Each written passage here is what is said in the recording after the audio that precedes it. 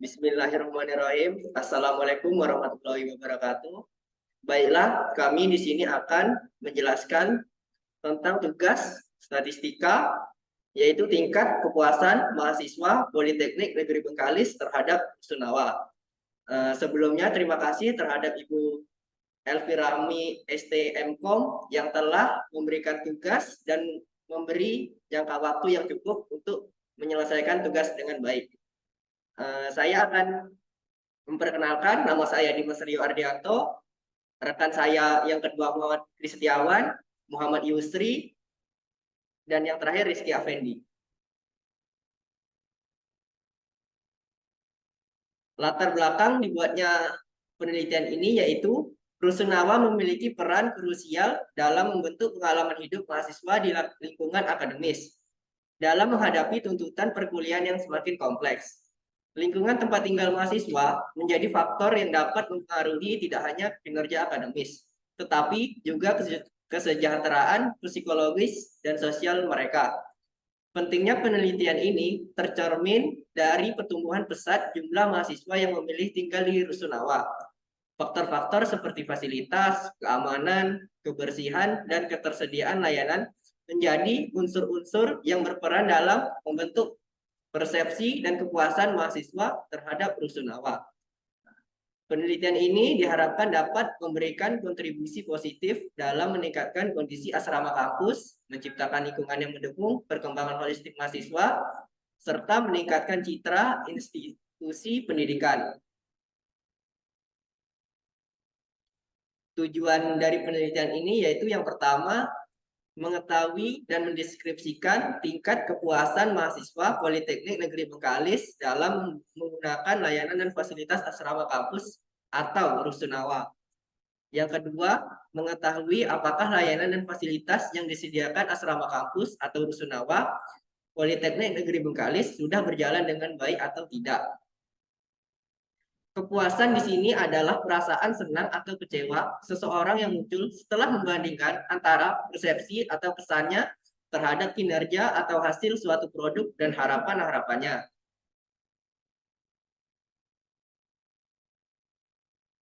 Di sini ada 3 kajian yaitu Rusunawa, populasi, dan sampel. Politeknik Negeri Bengkalis memiliki 1 unit bangunan Rusunawa yang selanjutnya dapat disebut Rusunawa Polbank hasil kerjasama Kemenristek Dikti dan Kemenpur. Rusunawa Polbank memiliki 35 kamar yang masing-masing kamar dapat diisi oleh 4 orang mahasiswa laki-laki dengan total daya tampung sekitar 140-an orang mahasiswa. Populasi yaitu keseluruhan subjek penelitian yang diselidiki dan hasilnya digeneralisasikan atau diterapkan kepada subjek tertentu. Sampel adalah sebagian anggota populasi yang diambil dengan teknik tertentu. Selanjutnya akan dijelaskan oleh teman saya, M. Fikri Setiawan. Baiklah, saya akan menjelaskan teknik sampling dan metode pengumpulan data. Jumlah populasi yang sudah kami ketahui di Rusunawa itu ada 60, yang terdiri dari 3 kategori lantai.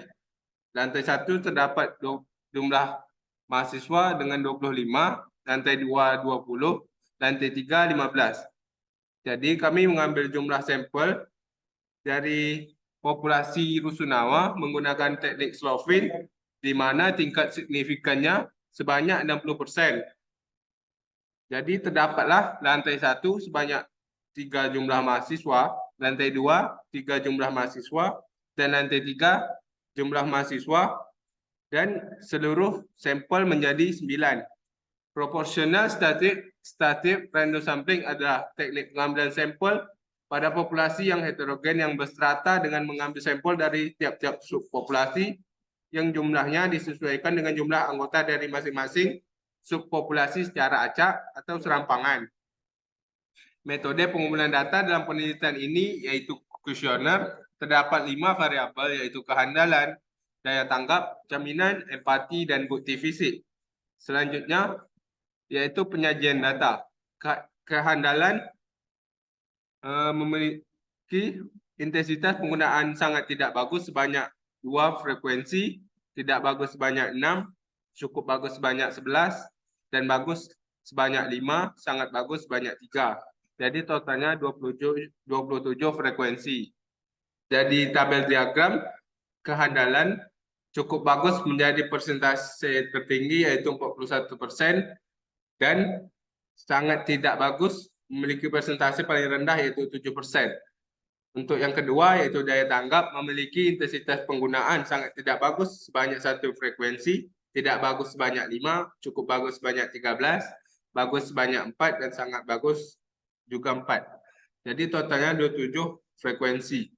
27 frekuensi ini didapat dari jumlah sampel dikali pertanyaan di tiap-tiap poin, misalnya poin kehandalan atau poin daya tanggap di kuesioner. Lanjut di frekuensi daya tanggap, cukup bagus menjadi persentase tertinggi yaitu sebanyak 48% dan sangat tidak bagus menjadi persentase terendah yaitu 4%. Selanjutnya akan dijelaskan oleh rekan saya yaitu Muhammad Yusri. Nah, saya akan melanjutkan tentang penyajian data. Yang ketiga ada jaminan asuransi. Nah, di sini sangat tidak bagus mendapatkan 1 tanggapan dan tidak bagus mendapatkan 5 tanggapan. Cukup bagus 11, bagus 7 dan sangat bagus 3. Total dari keseluruhan yaitu 27. Nah, kita lihat frekuensi yang di bawah, yang dimana yang paling tinggi di sini frekuensinya yaitu dengan 33%, yaitu cukup bagus. Dia memiliki 11 sampel. Dan yang keempat empati. Nah, di sini sangat tidak bagus mendapatkan 2 tanggapan, tidak bagus 6, cukup bagus 10 tanggapan, bagus dengan 7, sangat bagus 2, total 27 tanggapan. Nah, kita lihat frekuensinya di sini yang di bawah. Nah, di sini yang mendapatkan tanggapan yang banyak itu cukup bagus dan yang paling cukup bagus dengan 37%. Nah, yang paling terendah itu sangat tidak bagus dan sangat bagus yaitu mendapatkan 2 dengan total 2 tanggapan. Nah, sekarang yang terakhir bukti fisik, yang dimana sangat tidak bagus mendapatkan 0 tanggapan, tidak bagus dengan 7 tanggapan, cukup bagus 9, bagus 6, sangat bagus 5, total 27 tanggapan. Kita lihat frekuensi yang di sebelah tabel, yang di sini yang terbanyak 33% yaitu sampel cukup bagus yang memiliki 9 tanggapan. Yang paling rendah atau tidak ada yaitu 0%, yaitu sangat tidak bagus. Nah, selanjutnya perhitungan nilai tingkat usability akan dijelaskan oleh teman saya, Rifki Effendi. Baiklah, saya akan menjelaskan tentang perhitungan nilai tingkat usability. Yang pertama, tingkat usability variabel kehandalan, yaitu TP atau nilai akhir sama dengan 1 dikali 2. 2 ini didapat dari frekuensi variabel kehandalan. Ini 2, 6, 11, 5, 3. Ini didapat dari frekuensi 2, 6, 11, 5, 3. Di mana ini 1 dikali 2, 2 dikali 6, 3 kali 11, 4 kali 5, 5 kali 3. Kemudian ini setelah dikali ini ditambah yaitu mendapatkan hasil 82. Kemudian 5 yaitu dari skala Likert, yaitu dari ini sangat tidak bagus STB, tidak bagus TB, cukup bagus CB, bagus B, sangat bagus SB. Kemudian 3 ini didapat dari jumlah soal dan 9 ini didapat dari jumlah populasi. Jadi 5 kali 3 kali 9. Oh, 9 ini dapat dari jumlah sampel. Kemudian ini dikali dapat hasil 135. Jadi nilai atas ini 82 dibagi dengan 135, yaitu mendapatkan hasil 0,007. Kemudian ini dikali dengan 100, dapatlah hasil 60,7%. Yang kedua yaitu tingkat usability daya tanggap. Ya ini TP, 1 kali 1, 2 kali 5, 3 kali 13, 4 kali 4, dan 5 kali 4. Didapat dari frekuensi yang ini, yaitu 1, 5, 13, 4, 4. Kemudian ini setelah dikali, kemudian ditambah itu mendapatkan hasil itu 86. Jadi 86 dibagi dengan 135, dapatkan hasil 0,66. Setelah itu 0,66 dikali dengan 100 dapatlah 60%. Selanjutnya yang ketiga tingkat usability jaminan. TP 1 kali 1, 2 kali 5, 3 kali 11, tambah 4 kali 7, tambah 5 kali 3. Didapat dari tabel frekuensi ini 1, 5, 11, 7, 3. Yaitu setelah ditambah hasilnya ialah 87. Kemudian 87 ini dibagi dengan 135, hasil dari perkalian 5 kali 3 kali 9. Dapatlah hasil 0,64. Kemudian 0,64 ini dikali dengan 100%. Dapatlah TP atau nilai akhirnya yaitu 64%. Selanjutnya tingkat usability empati.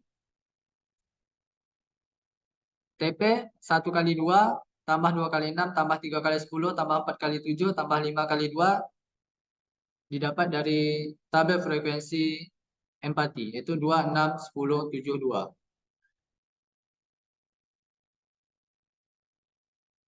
Yang setelah ditambah ini mendapatkan hasil yaitu 82 dibagi dengan 135. Dapatlah 0,60. Setelah itu 0,60 dikali dengan 100% dapatlah TP atau nilai akhirnya 60%. Selanjutnya tingkat usability fisik. TP 1 kali 0, 2 kali 7, 3 kali 9, 4 kali 6, 5 kali 5. 0 didapat dari frekuensi 7965. Kemudian hasilnya yaitu setelah ditambah yaitu 90 dibagi dengan 135. Dapatlah hasil TP-nya itu 0,66. Kemudian 0,66 ini dikali dengan 100%, dapatlah di hasilnya TP atau nilai akhirnya ialah 66%. Selanjutnya tingkat usability keseluruhan. Ya ini keseluruhan dari jumlah sampel yang mengisi kuesioner. Ya ini 6, 29, 54, 29, 17 ini 6. Ya ini jumlah keseluruhan dari orang yang mengisi sangat bagus. Yaitu dari keseluruhan tabel. Atau dari keseluruhan jumlah soal. 6, kemudian 29, yaitu bagus. Kemudian 54, yaitu dari cukup bagus ini keseluruhannya. Dan 29 dari tidak bagus dari keseluruhan soalnya. Kemudian 17 ini dari sangat tidak bagus dari keseluruhan soalnya. Kemudian setelah ini dikali, kemudian ini ditambah dapat hasil 427. Kemudian dibagi 5, bukan, dibagi 675. Ini didapat dari skala Likert. Yang ini sangat tidak bagus, cukup bagus, bagus, sangat bagus. Kemudian 9 ini dapat dari jumlah sampel dan 15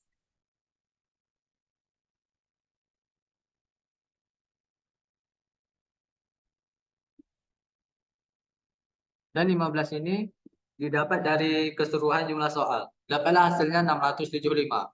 Jadi 427 dibagi 675 dapatlah hasil 0,63. Kemudian TP ini dikali dengan 100%, dapatlah TP atau nilai akhir 63%. Selanjutnya kesimpulan. Berdasarkan hasil penelitian mengenai tingkat kepuasan mahasiswa Politeknik Negeri Bengkalis terhadap Rusunawa atau asrama kampus Polbank, dapat disimpulkan bahwa tingkat kepuasan mahasiswa dalam menggunakan layanan Rusunawa masuk dalam kategori baik dengan persentase 63%. Rata-ratanya. Terdapat 5 variabel yaitu bukti fisik, tanggapan, jaminan, empati, dan bukti fisik dari kuesioner yang telah disebarkan. Variabel bukti fisik mencapai persentase tertinggi sebesar 66%. Sementara variabel empati dan variabel daya tanggap mencapai skor terendah dengan persentase 60%. Sekian presentasi dari kami. Assalamualaikum warahmatullahi wabarakatuh.